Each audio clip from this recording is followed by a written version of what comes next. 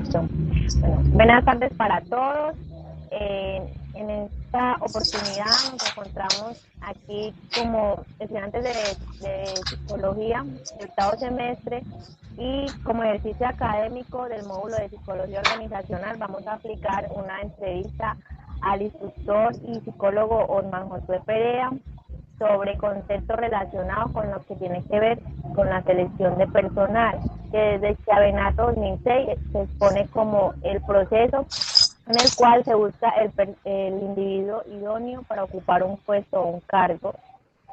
Eh, para este ejercicio vamos a aplicar una serie de preguntas, como ya dije, todas relacionadas con lo que tiene que ver con la selección de personal, y vamos a participar Alexander Jiménez, Cindy Mirley Morales, Lices Navas y quienes habla Mayra Torres como entrevistadores, y el instructor y psicólogo Osman José Perea, quien adelante se va a presentar con ustedes.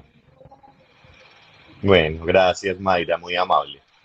Bueno, entonces, como Mayra le estaba diciendo, mi nombre es Osman José Perea Castro. Yo soy psicólogo de formación, egresado de la Universidad de Antioquia, de la sección Al Urabá. Tengo una especialización en gerencia de servicios de salud, una maestría en neuropsicología de la Universidad de San Buenaventura, y actualmente estoy haciendo un doctorado en psicología de la misma Universidad de San Buenaventura. Soy instructor del SENA, de aquí del SENA Urabá, en el área de gestión del talento humano y de integralidad de la formación, que tiene que ver con el componente de ética.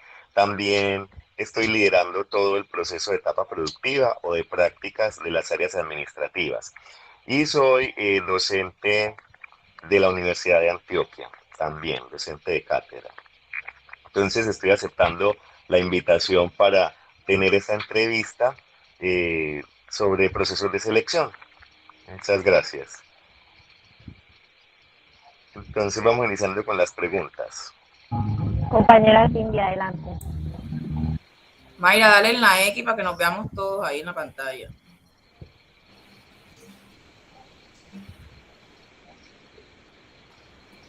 Buenas tardes. Buenas tardes, Cindy. Buenas tardes. A continuación, voy a iniciar con la primera pregunta, que sería, ¿cuál es el aspecto más característico del proceso de selección del personal? ¿Cómo considera que este implica el rol del psicólogo en el proceso y qué técnicas utilizas para optimizarlo? Muy bien, entonces la selección de personal hace parte de un proceso de la gestión del talento humano en las empresas que está relacionado con el ingreso de personal o la provisión de personal, ¿cierto? Y como Mayra explicaba al principio, de acuerdo a lo que explicaba, él estableció, y de Alberto Sabenato, tiene que ver con la escogencia del candidato idóneo. Entonces, la selección, al ser esa búsqueda de personal que se va a vincular a la empresa, es un conocimiento acerca de las capacidades que tienen las personas.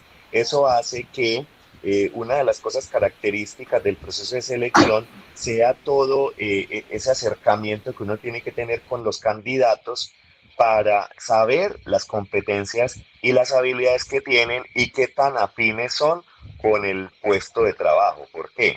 Porque esa escogencia o esa idoneidad siempre está relacionada con el perfil del cargo, lo que uno está buscando para ingresar a la organización. Eso se hace a través de diferentes etapas y con diferentes instrumentos, y considero que el rol del psicólogo es clave porque incluso la ley 1090 es la que nos faculta para aplicar pruebas psicotécnicas o pruebas de selección que van a permitir de una u otra forma mirar los aspectos personales del candidato, y también porque hay una etapa que tiene que ver con la visita domiciliaria para mirar los aspectos familiares y las relaciones o las interacciones que el candidato puede tener. Entonces, el psicólogo inicia a tener un papel protagónico en este proceso de selección porque tiene la capacidad de observar muchas cosas que otro profesional de otra área tal vez pasaría por alto. Y porque la ley mismo limita el uso de las pruebas psicotécnicas, es decir, las personas lo pueden aplicar, pero solo los psicólogos están facultados para hacer la interpretación. ¿Listo? ¿Qué técnicas se pueden utilizar? Bueno, entonces para hacer la selección y las pruebas, como les mencionaba, existen pruebas de inteligencia, existen pruebas de habilidades específicas, existen pruebas proyectivas que te permiten identificar aspectos inconscientes del candidato a través de unos dibujos. Es decir, existen múltiples herramientas. Existen pruebas estandarizadas en Internet, computarizadas, que también ayudan a establecer como esas características personales o del perfil. Y también una de las técnicas utilizadas por excelencia es la entrevista. Y uno en la entrevista hace observaciones no solamente de lo verbal, sino también de lo no verbal del candidato. Bueno, eso también tiene mucho que ver con la pregunta, con la siguiente pregunta, que está relacionada pues de que si las entrevistas son realmente funcionales para el proceso de la selección. Sí, efectivamente, es uno de los puntos. Si pudiéramos clasificar, el proceso inicia desde la convocatoria, es decir, cuando se hace la requisición, se necesita el personal, pasa a la convocatoria, que tiene primero la requisición, luego la convocatoria, luego la recolección de hojas de vida, luego viene la entrevista. Entonces la entrevista es el fin de la preselección y el inicio de la selección de personal. Y sí es importante, ¿por qué? Porque tú ahí vas a corroborar cierta información que está almacenada en la hoja de vida, pero que también te va a permitir ver otros elementos, otras cosas que va a manifestar o a evidenciar el candidato, como por ejemplo cómo se desenvuelve frente a los retos o las preguntas que se hacen, dependiendo del tipo de entrevista que se vaya a hacer, el aspecto no verbal, la postura, el tono de la voz, la presentación personal, muchas cosas que uno en la hoja de vida no puede ver. Entonces sí es importante y estratégico. Bueno, de acuerdo. Bueno, la siguiente pregunta es, ¿cuál es el objetivo de la verificación de antecedentes en el proceso de verificación de qué forma repercute esto en el proceso de selección? También coloco pues un ejemplo de una amiga que estos días está en el proceso de la selección y ella me dice que se enfocaron mucho porque ella constantemente está recorriendo diferentes locales. Entonces ella me dice que la entrevista prácticamente fue enfocada en eso, que ella por qué recorre en tan poco tiempo tantos trabajos. Bueno, y para complementar lo que nos está comentando Lisette, les hablé de la entrevista, pero entonces la pregunta estaba orientada también a las entrevistas por competencias y si realmente son funcionales en el proceso de selección. Efectivamente, lo que uno busca valorar son las competencias de los candidatos. Y eso que Lice estaba manifestando se hace a través de una estrategia que se llama Assessment Center o centros de valoración, donde uno lleva al candidato a exponerse con situaciones reales del puesto de trabajo para mirar cómo se desenvuelve. Esa es una de las estrategias de entrevista que le permiten a uno valorar las competencias. Entonces, claro, yo me la puedo llevar a diferentes puestos para mirar ella cómo se desenvuelve o cómo afronta la situación y mirar competencias de trabajo bajo presión, competencias de planificación, de organización, de interacción con otros. Es decir, esa forma que es más allá de hacer la pregunta o la entrevista estructurada o la tradicional como se le conoce, le permite a uno observar o evidenciar ciertas cosas que te aportan más información acerca de la idoneidad de ese candidato, porque ahorita como la competitividad ha aumentado y las empresas se están modernizando no solamente tecnológicamente, sino también en los procesos, eso permite de una u otra forma hacer ese proceso de validación de competencias, es decir, de las habilidades, de las actitudes con C, que tiene la persona frente al puesto de trabajo. Entonces es válido. ¿Y cuál es el objetivo de la verificación de antecedentes en el proceso de verificación y cómo esto repercute en el proceso de selección? yo les había mencionado que la selección de personal tiene unas etapas, ¿cierto? La verificación de antecedentes es una de las etapas que es posterior a la entrevista, a la aplicación de pruebas psicotécnicas y a la visita domiciliaria. Porque uno verifica antecedentes que son tres: antecedentes de estudio, antecedentes laborales, ¿cierto? Y las referencias. No sé si las referencias están ahí. Bueno, pero la verificación de antecedentes es cómo esa persona se ha desenvuelto en otros trabajos anteriores que también me aportan información. ¿Por qué? Porque también necesitamos una validación de un tercero, de un externo, que me diga, bueno, este se desempeñó así o este es así. ¿Sí me hago entender? Por eso uno llama, uno verifica, uno valida. Entonces también es muy importante porque el proceso de selección, aparte de ser esa escogencia del candidato idóneo, son filtros sucesivos. ¿Eso qué quiere decir? La persona debe ir atravesando unas pruebas, unas etapas, y en cualquier etapa se puede quedar porque todas las etapas aportan información y validan ese conjunto de competencias que se esperan, ¿cierto? Un proceso de selección puede demorar tranquilamente un mes y medio. Lo que pasa es que en nuestro entorno, como Urabá, eso casi no se hace porque las cosas aquí son muy rápidas. Pero un proceso de selección bien organizado lleva ese conjunto de cosas. Bueno, sí, se escucha muy bien. Bueno, teniendo todo esto en cuenta, hay algo que dentro de los aspectos legales dice que el tratamiento de los datos en el proceso de selección es algo muy delicado. Entonces, ante esto teníamos la pregunta de que si es correcto conservar hojas de vida después de cerrar un proceso para futuras vacantes. O sea, ¿es correcto conservar hojas de vida para futuros procesos cuando no hay uno abierto o dado caso se realiza la elección? Bueno, Sí, era que desde la subjetividad, sí es correcto. sí, sí es correcto. Sí se puede porque el proceso de selección, en la preselección, o sea, cuando la preselección es una etapa, hay un proceso que es base de datos. Entonces, uno cuando recoge hojas de vida, las almacena en unas bases de datos que sirven como fuentes de información para la empresa. Entonces, uno puede conservar la información de 3 a 5 años. Y cuando yo recolecto la hoja de vida, la paso a la base de datos, ¿cierto? Y esa base de datos me sirve como futura fuente de selección. Las fuentes de preselección o fuentes de selección son los canales por donde yo difundo la convocatoria o donde yo voy a transmitir el hecho de que yo tengo un puesto de trabajo disponible.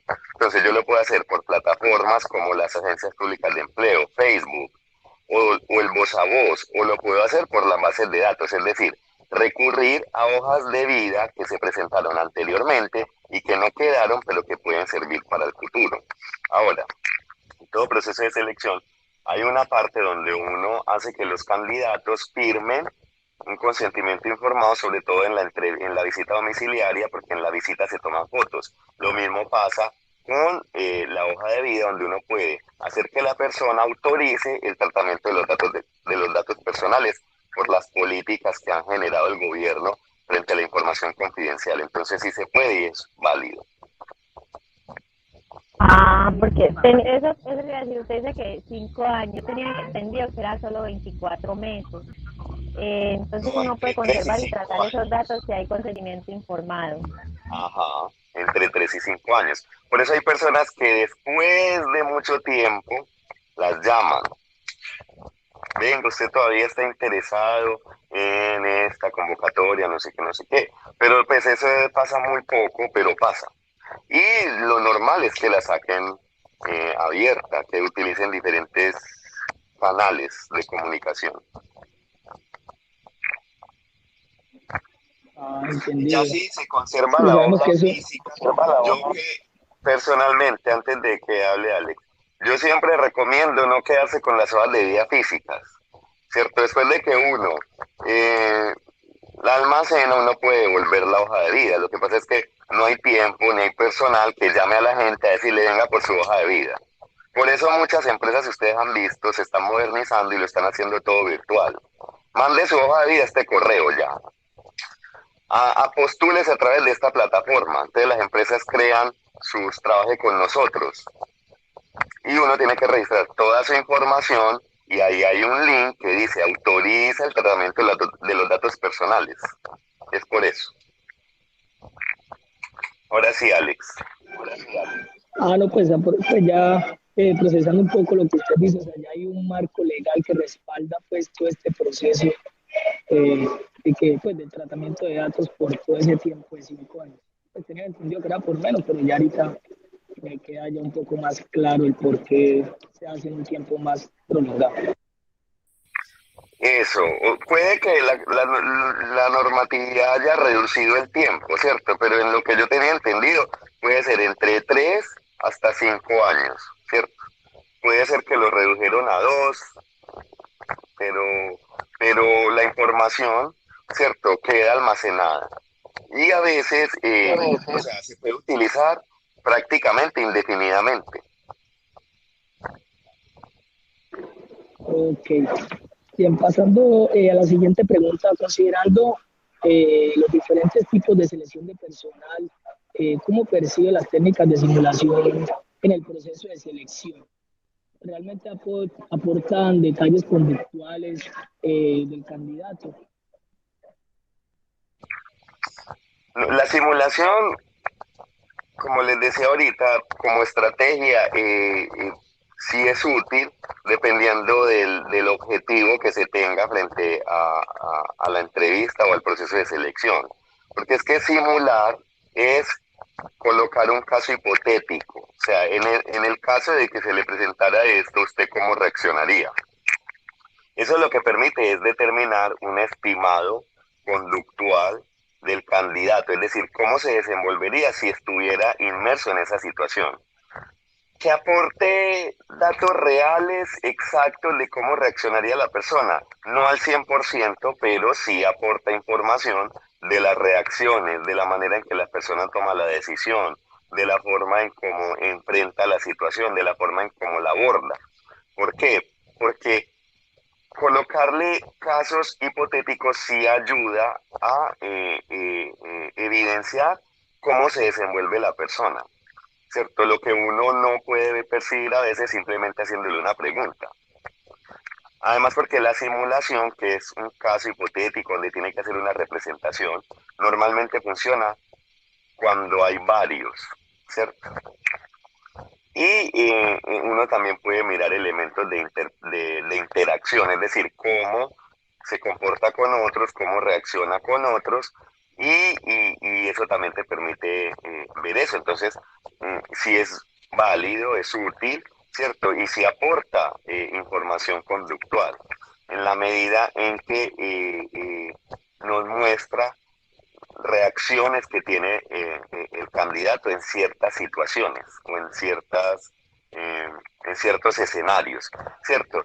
Y que uno podría pensar, bueno, él puede estar fingiendo, pero no necesariamente. ¿Por qué? Porque el candidato siempre va a tratar de mostrar lo mejor de sí, ¿cierto? En todo el proceso. Pero por eso es que uno hace diferentes etapas, hace diferentes estrategias para que el candidato, de una u otra forma, si en algún punto muestre efectivamente cómo es que se mueve y disminuir los famosos paquetes chilenos, que la gente siempre va a mostrar lo ideal, ¿cierto? Pero uno busca es lo que le sirva al puesto de trabajo, que personalmente, ya que colocan lo que considero, yo siempre pienso que uno lo que debe buscar es la vocación, que la persona le guste hacer lo que hace, ¿cierto? Porque eso es lo que te permite determinar o estimar que la persona dure el mayor tiempo posible en el cargo y que no rote mucho. Perfecto. Sí, señor, pues sí, porque uno se encuentra muchas situaciones y pues, ha sabido de casos en los que en ocasiones la persona en la hoja de vida escribe una cosa y ya en la entrevista pues se muestra totalmente distinto. En ocasiones pues tienden a no trabajar en equipo y en la hoja de vida pues se pone que Ajá, habilidades como el ajá. trabajo en equipo y sí, Eso, un porque tema a un veces poco más claro. lo hacen mecánicamente por Exacto. intuición, porque todo el mundo pone eso, pero cuando uno les plantea precisamente una situación hipotética, si usted, un compañero, viene y le dice tal cosa y después lo delata, ¿usted cómo reaccionaría? Ah, no, yo voy por lo mío, yo me defiendo, entonces la persona saca una reactividad específica y entonces ¿dónde queda el trabajo en equipo? ¿Cierto? Esas son estrategias que hacen que uno efectivamente vea lo que uno necesita ver, no lo que uno quiere ver como seleccionador, lo que uno necesita para el puesto de trabajo. Ok, muchas gracias. Bueno, ya para ir concluyendo esta entrevista, ¿cuáles han sido las dificultades más comunes a la hora de aplicar una prueba de personalidad o prueba psicométrica en un proceso de selección? ¿Tiene alguna preferencia entre las mismas? Bueno, las dificultades más comunes es que inicialmente el que aplica no tiene mucho manejo de la prueba, ¿cierto? Eso de cara pues del lado del entrevistador. A veces ponen aplicar por aplicar, pero no conocen la prueba, no saben cómo se hace, entonces a veces se tienden a cometer muchos errores. Lo segundo es, de cara al candidato, a veces no entiende la instrucción y no llena la prueba bien. Eh, mm, Hay una cosa ya muy generalizada y es que se tienden a utilizar las mismas pruebas psicotécnicas, entonces ya las personas las conocen, entonces las pueden manipular, ¿cierto? Porque ya hay mucho material en internet que explica cómo se llena, por ejemplo, un WAPTEC o cómo se llena un 16PF.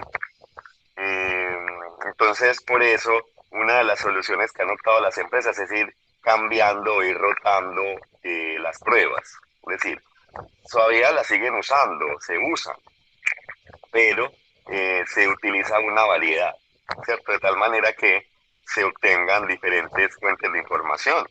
Eso es como de las dificultades más comunes en la aplicación de pruebas psicométricas, pero se ha ido sorteando como esa situación. Si hay una de preferencia,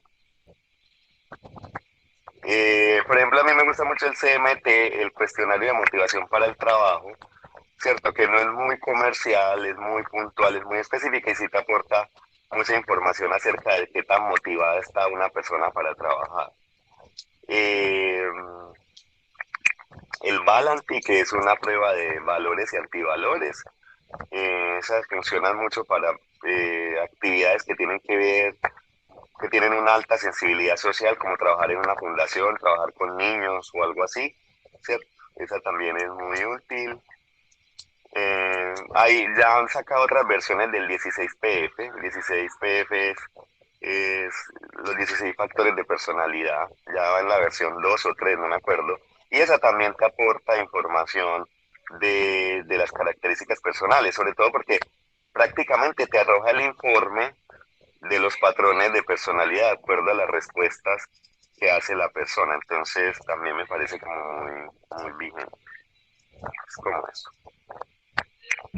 O sea que, según lo que usted dice, que como ya hay muchas personas que conocen las pruebas que las empresas, las pruebas psicométricas que generalmente se utilizan, entonces eh, sería mejor que el psicólogo aplicara las pruebas de conocimiento porque estas son como, estas las puede acomodar uno, por decir de alguna manera, según las necesidades del puesto o del cargo, o No, se necesariamente tiene que siempre debe aplicar haber una siempre. prueba psicológica. Siempre se tienen que aplicar las dos. Yo les voy a explicar, las etapas de un proceso de selección son siempre las mismas. Entrevista, pruebas. Las pruebas se dividen en pruebas técnicas que tienen que ver con el conocimiento técnico del cargo, ¿cierto? Es decir, qué tanto sabe y es lo que la gente genera cuando estudia. Pruebas psicotécnicas que tienen que ver con el desarrollo o la personalidad del individuo, es decir, las características personales, las tendencias de reacción, cómo maneja las emociones, características o rasgos de personalidad. Esas siempre se aplican en las psicotécnicas, porque todo puesto de trabajo tiene una parte funcional y una parte comportamental. La funcional tiene que ver las funciones o las responsabilidades que tiene el cargo. Entonces, digitar, atender público, no sé qué. Y las comportamentales es porque nosotros somos personas. Y dentro de las organizaciones interactuamos con otros, tenemos nuestra forma de ser y el puesto a veces requiere que uno tenga ciertas características de personalidad. Ejemplo, una persona que atienda al cliente, que sea mal geniada, no va a mantener peleando con la gente porque llega todo tipo de clientes. Una persona sociable, o sea, que es extrovertida, metido en una oficina de sistemas, no le va a dar, ¿cierto? Entonces, todo cargo también trae unas características personales y eso es lo que se busca evaluar en la parte psicotécnica. Después de las psicotécnicas viene la visita domiciliaria, que es ir a la casa del candidato a ver cómo el núcleo familiar lo percibe a él. Después viene la verificación de referencias. Después el informe final. O sea, son etapas y todas se deberían aplicar para poder establecer esa idoneidad o las competencias del candidato. Esa de la visita domiciliaria no es como muy común, ¿cierto? Para los trabajos. Sí, es común. Lo que pasa es que aquí no se practica, pero si usted aplica un puesto en una ciudad grande, siempre le hacen visita domiciliaria. Y se debería hacer. Ahora, que aquí sí se hace, pero cuando uno aplica a empresas que están por fuera. Entonces, ¿qué se está haciendo, por ejemplo? Se subcontrata eso específico, entonces llaman a un psicólogo y le piden que vaya a la visita, haga la visita domiciliaria y mande el informe y se le paga 100.000 por la visita. Pero sí se hace. Así como cuando van a hacer lo de la policía, lo del ejército, también les hacen pasar la visita. Empresas de seguridad tienden mucho a hacerla. Ajá, que es pues, el tema de valores. Ajá. Interacciones con la visita. ¿Ah? ¿Cómo, Cindy? Digo, o sea, ¿cuál sería el fin de la visita domiciliaria? El fin de la visita domiciliaria es mirar las interacciones que tiene el candidato con su núcleo familiar, porque la visita domiciliaria es una entrevista familiar.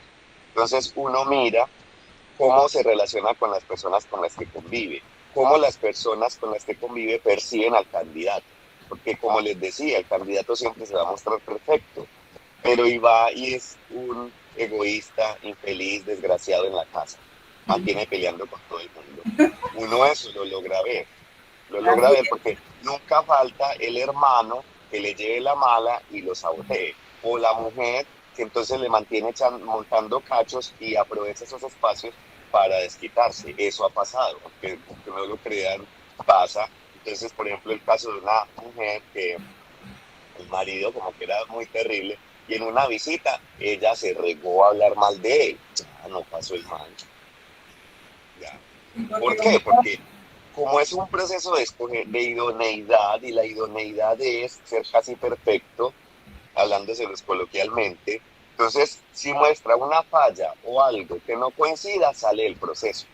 Porque recuerdan que en un proceso de selección nunca participa una sola persona, participan varios, y siempre se busca escoger el mejor. Entonces, si él no es otro, ya. Es que eso a la final le permite a uno ver como las capacidades adaptativas también de la persona, ¿no? También, y de cómo él como que interactúa en un clima a presión, cómo se relaciona. En un ambiente específico, en el otro, ¿cierto? Y sobre todo porque es que la familia que tiene que ver con la convivencia, si es así en la casa, entonces ¿cómo será en el trabajo? Por ejemplo, eso es lo que uno busca hacer como el comparativo. Por eso si en la familia, si la visita familiar domiciliaria no le va bien, no sigue. Así tenga muchas cosas buenas, no sigue. ¿Por qué? Porque va a dañar el ambiente laboral. El clima organizacional lo va a perjudicar. Bueno, instructor Osman, psicólogo, le agradecemos mucho que nos haya brindado este espacio, que nos haya respondido y que hayamos ampliado pues muchos conceptos que realmente, mire, que lo de la visita domiciliaria, pues descubrimos muchas cosas interesantes que no sabíamos. Le agradecemos mucho la participación y ojalá en otra oportunidad también nos pueda colaborar. Bueno, con mucho gusto, claro, siempre que pueda, con mucho gusto. Muchas gracias, Igual, psicólogo. Bueno, con mucho gusto, que les vaya muy bien, hasta luego. Muchas gracias, hermano. Hasta luego, que esté muy bien. Que les vaya bien. Chao, Cindy, chao, Mayra, chao, Lisette, que les vaya bien. Chao.